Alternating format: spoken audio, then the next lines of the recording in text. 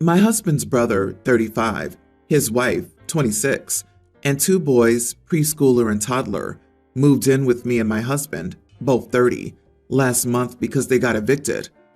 I never wanted them here in the first place due to past issues, but after speaking with my husband, we decided to give them a place to stay for the sake of the young children. Before they moved in, we set some ground rules, such as my brother-in-law must be actively job searching, respect our space, and clean up after themselves. Unfortunately, in the past month, they've begun slowly destroying my home and space without caring one bit. First of all, my sister-in-law is an extremely picky eater, so their family doesn't eat with us. Fine, but they never clean up after themselves, constantly leaving dirty dishes, pans, crumbs, and food stains. When I tell them to clean up after themselves, they begrudgingly do, but it's never a job well done. Last week, one of the boys had peed on my very expensive couch, which I only learned about after, smelling urine while watching TV. Sister-in-law is stay-at-home, but she's more like stay in her room, doing God knows what, while her two children run rampant around my house. In the last 3 weeks, her boys have 1. Colored on their bedroom walls, 2. Trashed my living room with their toys, 3. Knocked over half of my plant collection. Their whole families turned my house into a zoo while contributing nothing. I've not been able to comfortably live in my own space for the past few weeks. My husband sensed my frustration, so he told me he'd talk with them and hire a maid to clean our house. Things got a little better until yesterday. I got home early from work, and their family was gone. Good, peace and quiet for a few hours. I decided to take a nap in our bedroom, only to find that my precious vase that my mother handmade for me was shattered on the ground. I lost my mom when I was a teen, and it was one of the last handmade items I have from her. I immediately knew it was the boys because there were toys inside my room, and their tablet was on my bed. I was so angry. I ended up calling my husband, explaining the situation, and telling him they would not stay another day in our house. No questions asked. Then I went around the house picking up their dirty clothes, toys, papers, etc., and threw them outside on our lawn. When they came back, there was a huge confrontation between me and them. I listed all the disrespectful things they'd done and that I wanted them off my property by midnight because they'd met none of the conditions outlined when they first moved in. I called their kids untrained dogs. They screamed back, calling me heartless, cruel, and evil, saying I'd make them homeless. Well, they did end up leaving after I threatened to call the cops. My husband is fully on my side, but I can tell he feels a little bad. Mother-in-law called me upset, asking me to take them back in after I forced them to sleep in their car last night. Am I the idiot? No, you're not the idiot. If mother-in-law's concerned, she can take them or buy a motel room. They've crapped all over your hospitality, and it's no coincidence they were gone when you got home. They knew breaking that vase was going to be bad news. I'm so sorry this happened to you. I can see why they were evicted from their last place. Oh dear, is there an artisan who might repair the vase or create something from the pieces? Maybe you could use some pieces in a mosaic frame around a picture of you and your mom. I'm so sorry it happened. Mother-in-law can take them in. Being family doesn't entitle anyone to no boundaries and destruction of property. They don't seem capable of managing their lives or making an effort to do so. They're definitely incapable of managing their lives, never mind raising 2 young children. I've seen enough. And their relationship? Oh, trust me, that's a whole other story.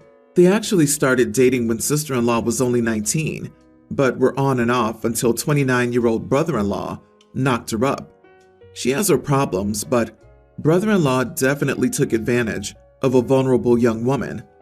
Unfortunately, though, mother-in-law can't take them in because she lives on the East Coast and we live on the West. I do not want to pay for their bus fare now.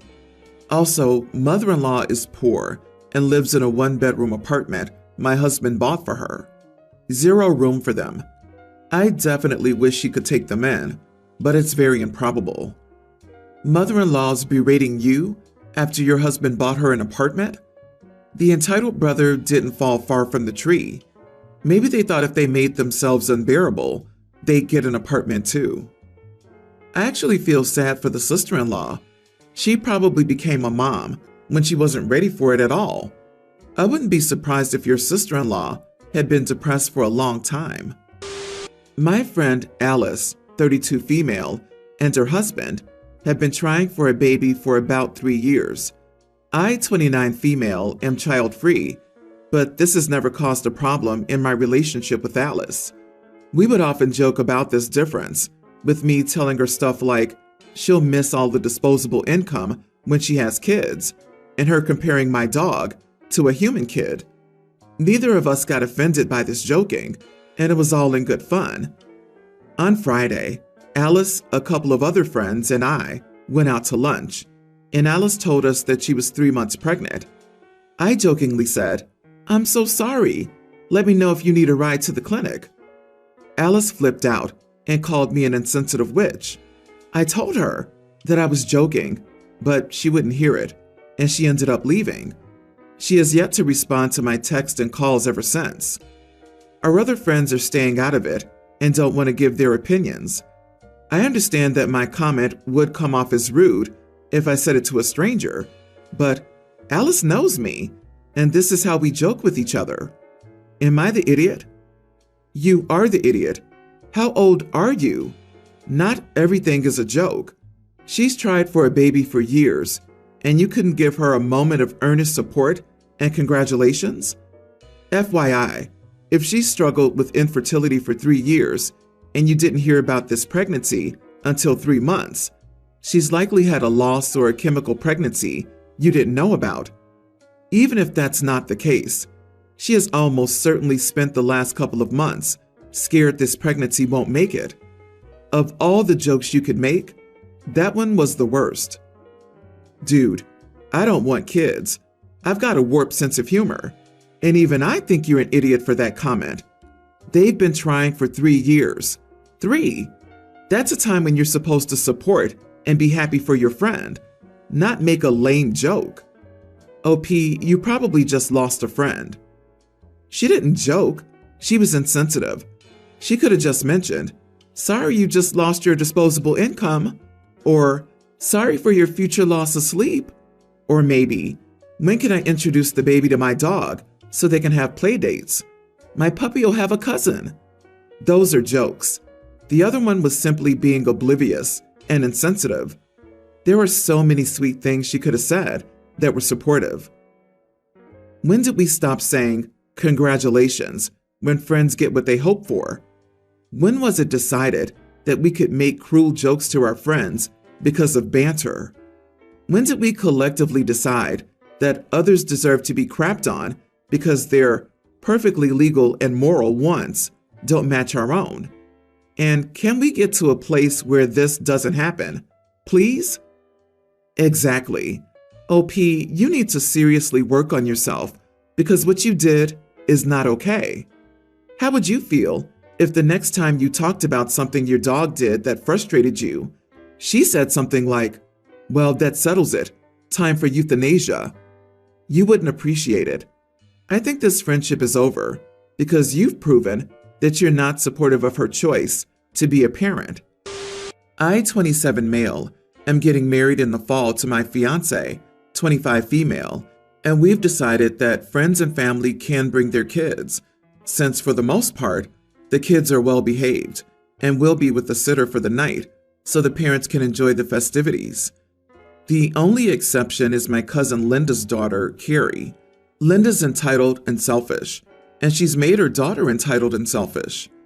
2 years ago, my other cousin, Linda's sister, Lily, got married, and Carrie ruined the wedding by throwing a tantrum and destroying the cake because she was jealous that Lily's daughter was the flower girl. Linda recently called me up to talk and brought up child-free weddings and how terrible they are. Her invitation said nothing about a child-free wedding. It had her and her husband's names on it and no +1 or anything to indicate Carrie could come. I told her I wasn't having a child-free wedding. Carrie wasn't invited because of what happened at Lily's wedding. I don't want a repeat of Carrie saying she's not the flower girl and throwing another fit. Linda's since gotten all of her friends and the few people in the family who take her side to bombard me, my fiance, and my family with text about how selfish we are for purposefully excluding one child. At the same time, everyone else can bring their kids. Edit. Carrie's a tween and was 2 years younger during Lily's wedding. My family is very big on family is everything, family first, and respect your elders. If I'd not invited Linda and her husband at all, the storm would be much bigger, and the majority of my family would be calling me to tell me to invite her. Family is everything, but they're over there bombarding you and calling you all selfish? Your family too. Do they want your wedding ruined? Not the idiot, but uninvite anyone that complained. For real. Excise all this BS. I've never been around anyone who acts like this, and I'm 40. So true. I mean, a kid smashing a wedding cake because they weren't the flower girl? It's actually wild. My mother would have ended me if I had done something like that. And she was a gentle parent before the concept really existed. Carrie was a tween when she threw her fit, old enough to know better. So she's almost a young teen now, with extra fun hormones raging through her system. Be prepared that she may bring Carrie along anyway. In my opinion, you better uninvite her if she's so unhappy about this arrangement. Ugh, family can be entirely overrated. Like, a good family is great when everyone gets along, looks out for each other, and genuinely likes each other. Awesome, love to see it, but you very rarely see it. Half the time it's a bunch of idiots you wouldn't hang out with if you had a choice. I've been married to Chris for 10 years. Before me, he was married to Lacey, 8, but they had been together since high school. They have 4 kids. Chris and I have 2. Lacey hated me. It was beyond our personalities. I think she was bitter over being divorced and seeing the man who she had been with since she was 16 move on, but that's her problem, not mine. We've gotten into it a few times. I'm not apologizing to her because I'm happy, and she's not. Chris and Lacey's youngest son, Jacob, was diagnosed with stage 3 lymphoma and needed a bone marrow transplant. Unfortunately, no one in his family was a match.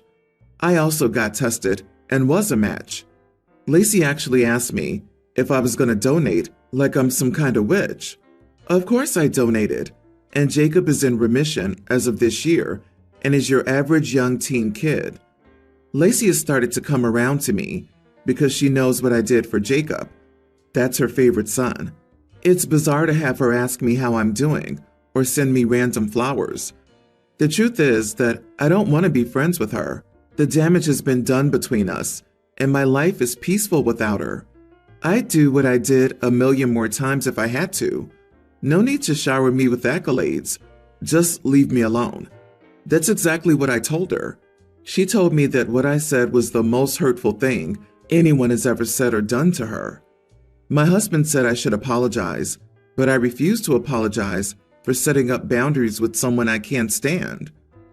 Not the idiot. You never owe anyone your friendship. As long as you treat her politely, even if it is a distant politeness, whenever your paths cross, you have fulfilled your social obligation. And I'd be curious why your husband thinks you owe her an apology for establishing a legitimate boundary. Yeah, tell her. I had to literally save your child's life, which, by the way, I did not do for you. But I didn't deserve your hatred for all those years. And your decision that now I'm good enough doesn't magically undo how you treated me when you thought I wasn't good enough. You owe me years' worth of apologies and attempts to make it up to me. But the best way for you to start making it up to me is to leave me alone. The fact that you refuse to do that and instead try to make me feel bad for you indicates that you aren't actually sorry for how you treated me. And if you don't regret what you did, what are we even talking about? The best thanks she can give is to leave you alone, but she couldn't even do that. The woman is embarrassed for her own behavior toward the woman who literally saved her son's life. Her brain is scrambling for a way to get things back to normal, where she can be the victim and you're the villain again. Hence her dramatic reaction to your reasonable, "we don't have to be friends" line in the sand. And the part she's likely finding difficult to reconcile is that you did the selfless thing, and you're still being selfless about it by not lording your good deed over her. That's her problem. Imagine you spend all these years likely venting to your friends and family about how horrible your ex's new wife is, and then they save your child's life and ask for nothing in return. Kinda makes you look like the idiot, doesn't it? OP, enjoy your boundaries and your life. I'm a single father to Michael, a tween. My son is not who at this age, or criticizing me for supporting more of his feminine interest. As I mentioned earlier, Michael is a tween. Daniela used to throw a party inviting Michael's class, but Michael just finished 6th grade, so that isn't an option anymore, like it was in elementary school. Michael told me that he wanted to go see the Barbie movie with his friends, but that his mom kept insisting she didn't want him to go. So he told her he didn't want a birthday party anymore. I know I may be an idiot for this, but I took Michael and his friends and deliberately didn't tell Daniela about it. Michael and his friends all had a blast. As I mentioned earlier, Michael is very into makeup, so I got him a Sephora gift card for his main present since he loves to go there, and I know I probably wouldn't pick out the right thing. Daniela called me a few days ago because she saw the Sephora gift card after Michael pulled out his wallet for something. Michael was honest about the movie's birthday and the gift card when Daniela asked him about it. Daniela said we're supposed to be a team in parenting Michael and accused me of sending mixed messages as a way to spite her by making things with Michael harder for her. She ended up getting family members and even a few of our mutual friends involved, and most of them are not on my side. They said there's nothing wrong with Daniela wanting Michael to branch out with more masculine interest, and they were concerned as Michael has had issues with kids at school wanting to be stupid, and even occasional adults wanting to make immature comments. Anytime I hear about a bullying issue, I talk to Michael's school and have it shut down. I haven't heard about any issues from Michael in a while. I've always told Michael that if he's true to himself, he'll meet good people and find his place. These friends and family members accuse me of living in fantasy land, because as much as we say just to be yourself and ignore bullies, Michael's starting 7th grade, and bullying will only get worse as the kids become older and stronger, and I'm failing to prepare Michael for a professional world that will not be as open-minded. Am I the idiot? Not the idiot. Mom doesn't get to play the "we are parenting team" card when she's parenting her fantasy of your child. He's into makeup. He wanted to see Barbie. That's the son you've got. Daniela can have another baby if she wants to try for one with more masculine interest. Props for supporting your kid. Unfortunately, you are co-parenting with one of your son's bullies. By suggesting that he's less than for not having the right friends or interest, it's belittling him. You are the parent who nurtures him as he comes, and that's the most powerful attribute in a parent imaginable. Keep up the great work. I see why she's your ex.